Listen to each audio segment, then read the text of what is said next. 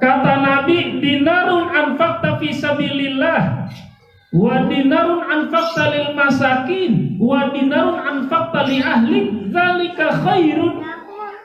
Satu dinar yang kau berikan buat perjuangan di jalan Allah, satu dinar yang kau berikan untuk membantu orang miskin, satu dinar yang kau berikan untuk keluargamu, itu lebih baik daripada yang lainnya. Artinya kita kalau mau sedekah ya sama keluarga kita dulu. Itu Pak.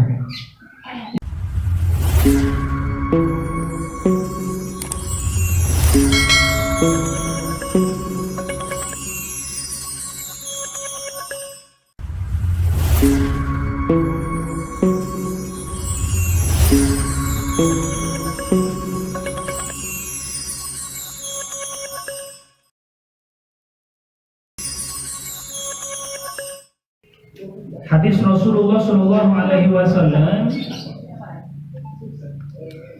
dari Ani bin Umar radhiyallahu anhuma.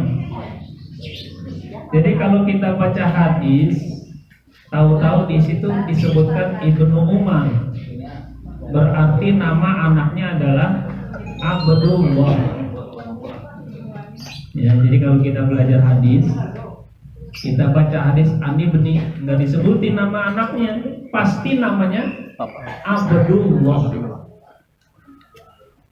Ani bin Umar radhiyallahu anhuma, dari Abdullah bin Umar, semoga Allah meridhoi keduanya.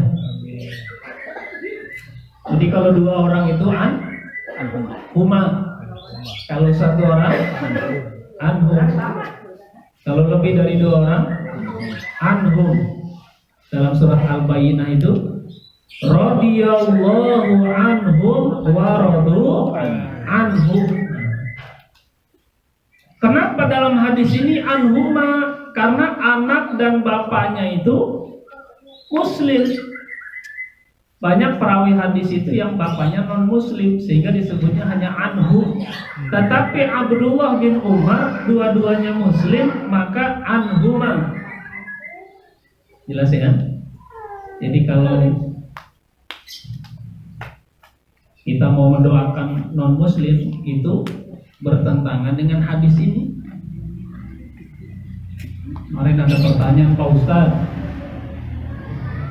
saya punya tetangga suaminya non muslim, istrinya muslim, punya anak 3 muslim. Pilih masing-masing. Ingat ya, jadi fatwa Majelis Ulama Indonesia sudah jelas, nikah beda agama itu haram, tidak sah. Mudah-mudahan keturunan keluarga kita nggak ada yang nyari jodoh. Amin, mudah-mudahan. Dari dia. Terus dia bertanya, kemarin ibunya meninggal dunia, habis dimandiin, disolatin, dikapanin, disolatin, selesai cara Islam, gantian cara Kristen. Cakep lagi. Jadi habis selesai disolatin langsung pendeta maju. Ya, karena memang suaminya masih Kristen. Nah ini gimana hukumnya Pak Ustaz? Kemudian saya bilang, kalau anak belum dewasa, kullu mauludin yuladu alal fitrah, setiap bayi yang dilahirkan itu lahir dalam keadaan suci. Nah, karena lahir dalam keadaan suci, mengambil qaul al-islamu ya'lu wa la yu'la alaihi, Islam itu tinggi dan tidak ada yang lebih tinggi daripada Islam, maka sebelum anak itu beranjak dewasa, maka dia menjadi muslim. Gitu ya. Nah, ketika beda agama, orang tua dengan anaknya, maka terputuslah akwaris, terputuslah saling mendoakan karena beda agama. Jelas ya.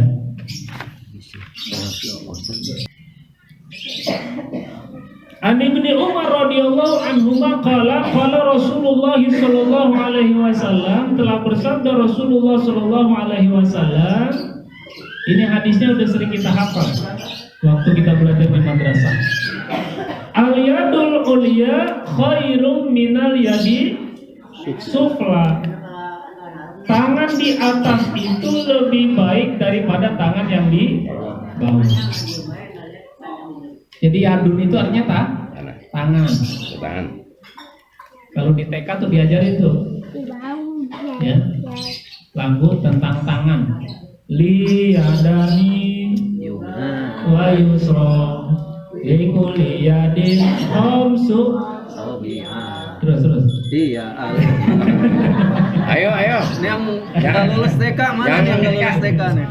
Itu jadi salah satu pada teori mengajar itu ya pakai nyanyian biar cepet hafal.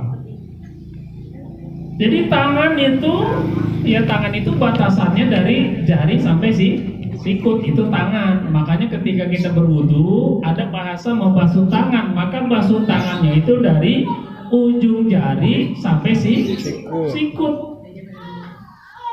Bahkan ulama mengajarkan dilewatin itu sikutnya supaya terbasuh.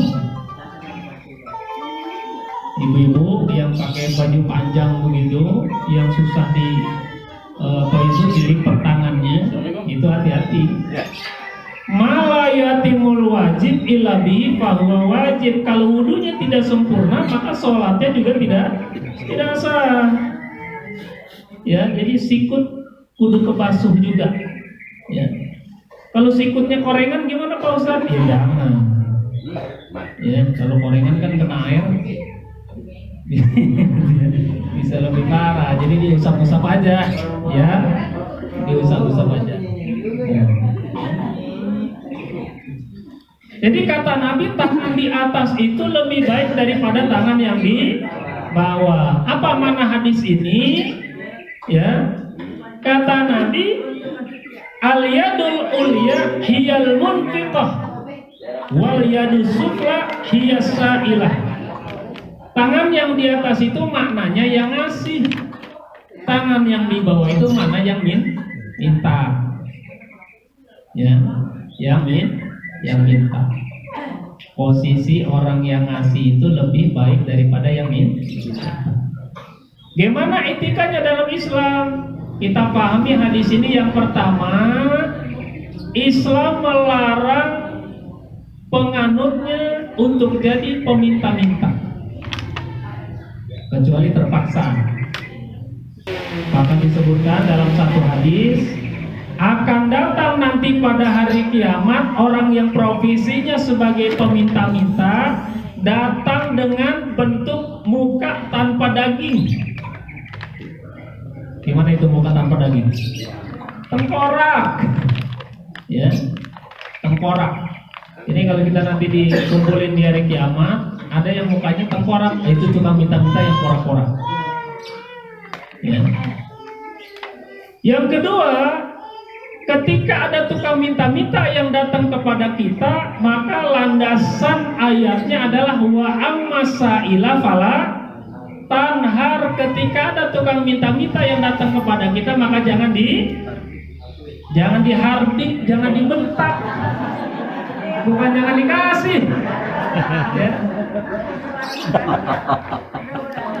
Kalau di rumah saya itu orang lewat aja saya kasih lewat.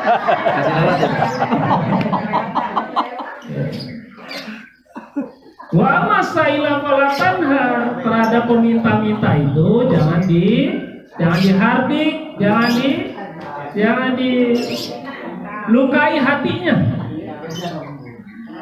Sekarang macam-macam kan yang bang, ada yang jadi badut, ada yang modelnya pengemis, ada yang joget-joget doang. Ya. Kalau kita memang ada rezekinya, kasih. Kalau nggak ada rezekinya, qaulun ma'rufun wa maghfiratun khairun min shadaqatin yatba'uha adza. Ucapan maaf ya gitu. Itu lebih baik daripada ngasih tapi duitnya dilemparin. Jadi bilang aja maaf. Ya, bilang maaf.